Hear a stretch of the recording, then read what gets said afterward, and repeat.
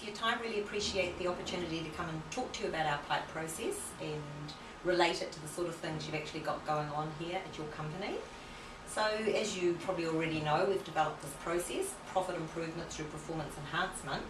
So to give you a little overview of where we came from with this, we look at the concept that every organisation has these three sets of resources: financial, physical and human.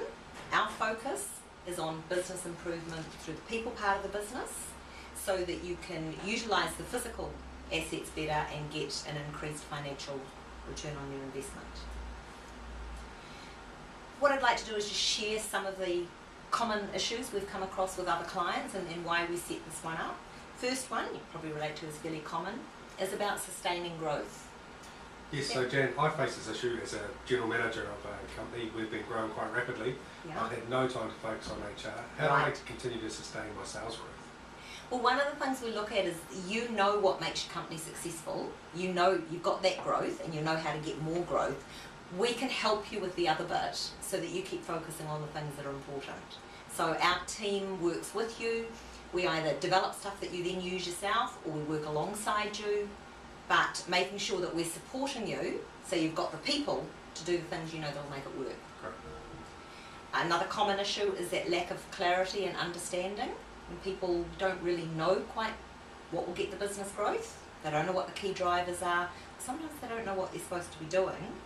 And then we've got that one and the next one where we do a lot of leadership management development, and we're always finding this issue where there is a gap between the manager thinks the person should be doing and what the individual thinks they should be doing. So often you've got people who really believe they're working hard, but they're actually doing the wrong things. And then they can't understand why somebody gives them a hard time about it. So that really contributes to staff turnover. The number of people that leave because of that lack of clarity. Another issue that's really common, particularly in your size business, is reliance on key individuals. So you've got people who've really helped grow the company, probably like you have. So much knowledge is inside their head. They're hit by a bus, they choose to go walk out the door, so much of your company knowledge will go out the door with them. So what we're looking at is, how can you make sure you capture that company knowledge, but also have something in place so if you have to replace a person, you actually get them up to speed a lot faster. Does that make sense? Absolutely. Yeah. That's the challenge I'm finding in my department. We have an individual who's looking at retiring. Yeah. And over the last year, all of our decisions have been made around how to keep him happy, because he knows things that we don't know yet. Good point. But where I'm seeing the link is the lack of clarity and understanding. I think he should be doing one thing. He knows he should be doing something else. Yeah. And we're having a real disconnect there. So will this help us clarify that? And then, because it will get agreement from all of your point of what the company is there to deliver, and then what his department or each department is there to deliver, and then what each role is there to deliver. And so that's you saying it from a company point of view, and it's using all that company knowledge, but it's also getting the individual to agree to that. Yep, this is why my role exists. This is what I have to contribute to get the company results. And once you've got that agreement, then you can manage the other things. But they're just so difficult to manage if you haven't got the agreement. If needed, small company with, I think we've got this issue here, but we don't have the resources to go and document everything and understand everything. Do you have the ability to assist us if we need a resource to come in and actually assist us? Absolutely, and that's one of the key things we do. We'll start off with the scoping and planning of your company role, your team role, your company aim, your team aim and your role aim. What we'll develop in the end is a performance profile that captures that. And again, each stage we get to, we'll agree what needs to be done, and then we'll go, what resource have you got? What do you need us to do?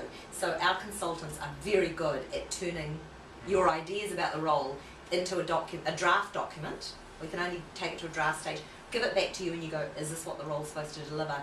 And discuss with the person. So yeah, that's exactly what we set up to do, to fill in those resources. So another thing we look at a lot is performance reviews not adding value, understanding that some of those HR type things, sometimes your company wants you to do it, but if the manager and the individual sit down and have a performance review and don't come out at the end going, that was worth having and we're going to get something out of it, then it's just a waste of time and resource. Just because somebody told you you've got to have it done by the 31st of July, fill out the piece of paper and move on. So that was one of the reasons we started developing this. We're going, unless it adds value and gets more clarity around what you're supposed to do and more focus on how to do it, it's a wasted resource. And the other main area is that focus on what you're supposed to do rather than how you're supposed to do it, and that's capturing the company knowledge, not leaving it up to one person to decide what their priorities are or what they should do, but using everybody's knowledge. Like when we're putting this together, we're saying, okay, if you're going to be effective in the sales job, you actually have to understand how what you does impacts the warehouse and how what you does impacts the finance team, so that they can be more effective in their jobs. So Jen, it seems like it's going to create a synergy of review, action steps, new growth. Yeah. Is that what's going to happen? Absolutely. And it keeps that flow going, so it breaks down the silos, because I guess what we're looking at really is that this process will clarify the flow from your individual contributions to your company results. It will also clarify the flow through business processes to deliver your product or service. So when we start working with it, you always identify some underlaps and overlaps. Is everybody responsible for something, or is nobody responsible? So what we want to work with you is to say that with this pipe, every kink or bend in your pipe costs and impacts your company results.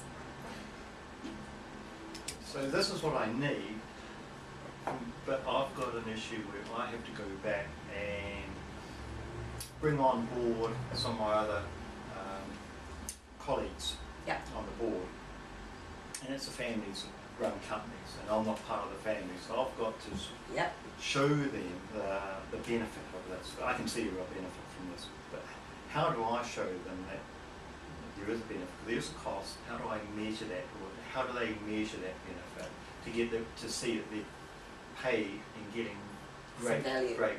Okay, and where our focus is absolutely giving you value for your money. So there is obviously a dollar investment and there's a time investment, and we're really conscious of that. What we need to agree up front is what you'd be expecting to be different. Now, in your case, your sales team would probably be one of the first areas we'd work with.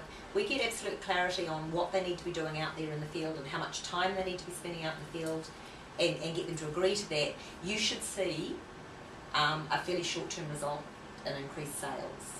Some of the other impact is going to be really long-term, because you're talking about getting a change in the way people think about their jobs and what they're doing, and also a change in understanding of how to do it. So that's why it's a gradual process, but we would agree up front exactly what indicators you're looking for. Your most obvious ones is that increased sales and reduced turnover, because we've talked about the fact that you've got a lot of people frustrated in their job and leaving.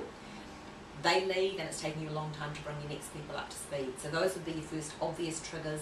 Those are your tangible ones. There's a lot of intangible results, because everyone knows if you've got everyone in your company really clear about what they're supposed to do, why and how, and then increased focus on getting on and doing it, you've got to get better results. And do you tailor your program to provide assistance over a period of time? Yeah. Because I can see going back, and so I say, oh look, it's just another project, so one off, and we always look at minimising business disruption. We do need the time of key decision makers, you can't get away from that.